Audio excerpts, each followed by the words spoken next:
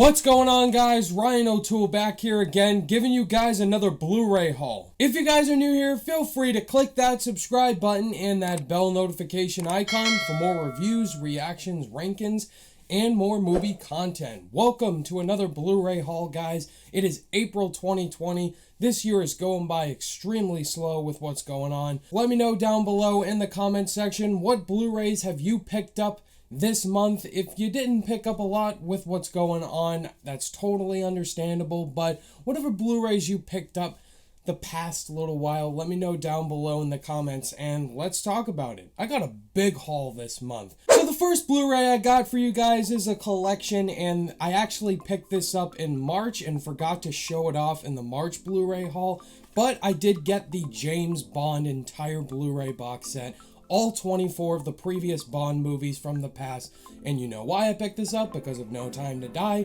I was going to watch all of them leading up to it, and then it got delayed, and so now I do have the collection, and so now I can watch all 24 of the previous Bond movies leading up to it. So to be honest with you guys, I've only seen the Daniel Craig Bond movies, and the first 4 Bond films from Sean Connery, Dr. No, From Russia with Love, Goldfinger, and Thunderball. Have not seen the Timothy Daltons, the Roger Moores, etc.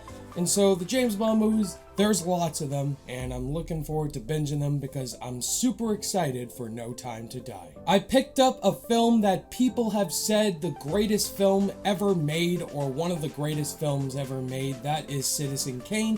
Speaking of Citizen Kane, I have a review dropping for this week as part of my first time watch series. Let's see how I think of the film, and of course I've heard so many things about it. People say the performances, the filmmaking about Citizen Kane. I know we're supposed to get a film based on this movie coming out by David Fincher, and I'm looking forward to checking it out. The Blade trilogy, a couple of them I really enjoyed, one I did not, which is obviously Blade Trinity, but I always really like Wesley Snipes as Blade, and I'm looking forward to seeing what Mahershala Ali does as Blade in the MCU, but you got Wesley Snipes in the role, and it's a very iconic role for him.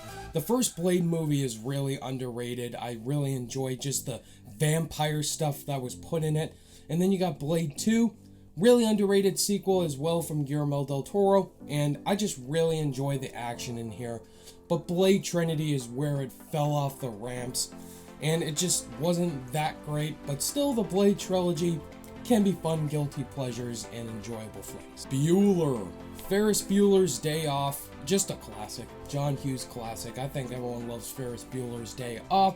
Matthew Broderick, his most iconic role to date, and talking about breaking the fourth wall, which Deadpool got inspiration from. It's just a classic. A very underrated Spielberg movie, War of the Worlds, Tom Cruise. Just a post-apocalyptic film and an alien invasion film. War of the Worlds, really enjoyed this movie. It's got its issues, but Spielberg kind of has his nice directed flares in here. The visual effects look great for what they were, and Morgan Freeman as the narrator is fantastic. Zodiac, David Fincher.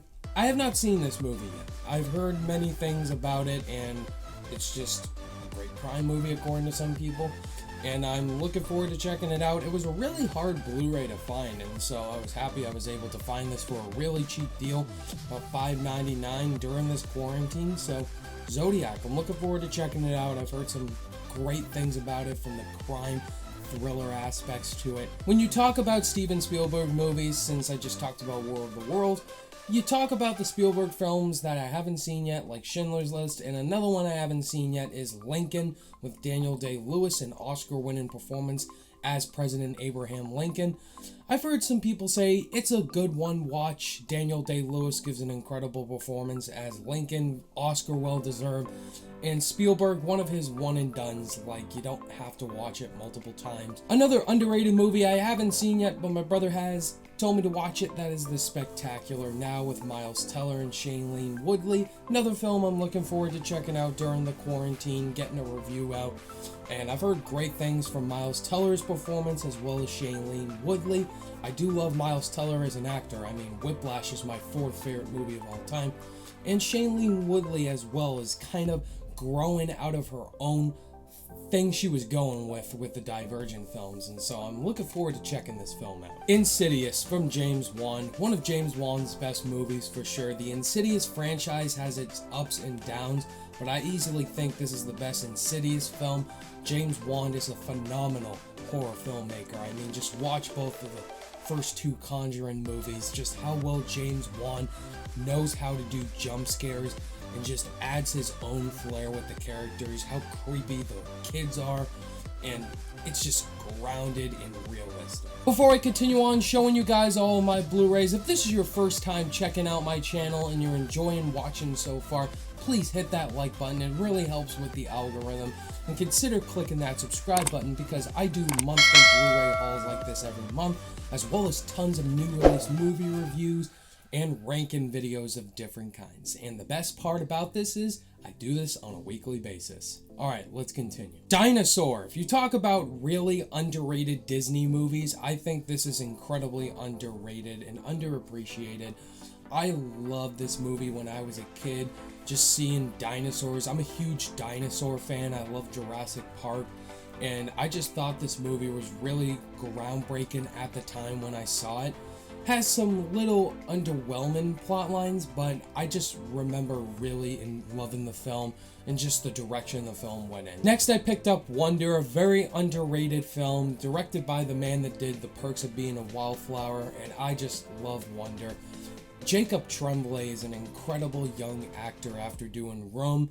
Jacob Tremblay was so great in here as this special needs kid with a rare disability.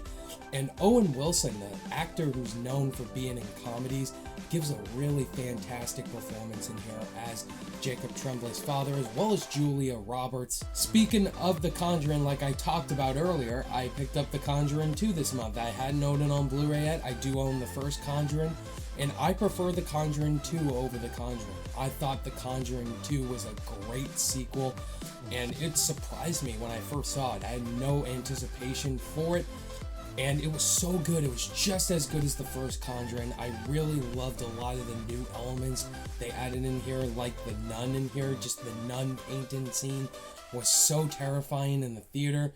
And then you just bring in these great layers, this family drama, and with a young, great performance in here by the little girl, it was magnificent. Another pickup of a movie I haven't seen yet, that is The Patriot. I've heard some great things about it. Mel Gibson, and one of his groundbreaking roles that people don't talk about. Fun fact, Roland Emmerich directed this movie, the guy that did Independence Day, so yeah, I've heard good things about it. Heath Ledger's also in it, so looking forward to checking it out. Up next is a Martin Scorsese classic that I haven't owned yet. What is wrong with me? That is Goodfellas. I love Goodfellas. Who doesn't love Goodfellas?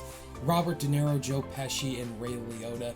So iconic roles here in one of Scorsese's most iconic movies for sure. This is how you do gangster movies right. Scorsese knows the genre really well. Now the last two pickups here are new releases, and the first one I have is Little Women, Greta Gerwig's sophomore effort, as well as another Little Women adaptation. And Little Women, it was a good movie. I really enjoyed it. I love the direction that Greta Gerwig did. The performances in here are great by Florence Pugh, Saoirse Ronan, and Emma Watson. And it's a great adaptation of Little Women. I think it's the best adaptation. And it was dramatic, it was funny, it was everything I predicted. Not as good as Lady Bird, but still a really solid film. And the last pickup here is my pickup for the month of April, and that is Bad Boys for Life. What a big surprise this movie was, and an actual surprise this is actually a good Bad Boys film. Because I really wasn't a fan of the first two Bad Boys movies that Michael Bay directed. Will Smith and Martin Lawrence are back together after 17 years after doing Bad Boys 2, and they're just as good as the other two. Their chemistry's fantastic. The villain in here was actually very menacing in here, very understandable reasonings for the villains in here. The action is really great. The one-liners, as always, from Will Smith and Martin Lawrence. Just Martin Lawrence in here in general is really good. And Bad Boys for Life was a surprise. If they make another Bad Boys movie, I'd be down for it. Why not? There you have it, guys. That was my Blu-ray haul for April 2020. I got a lot of Blu-rays. Again, let me know in the comments if you picked up any Blu-rays this month, and let's have a great conversation. Look forward to more videos coming out this week. I got a lot in store for you, and it's going to be another crazy week. Thank you guys as always for watching. All my social media links are in the description below, and I'll see you guys in the next video. Bye.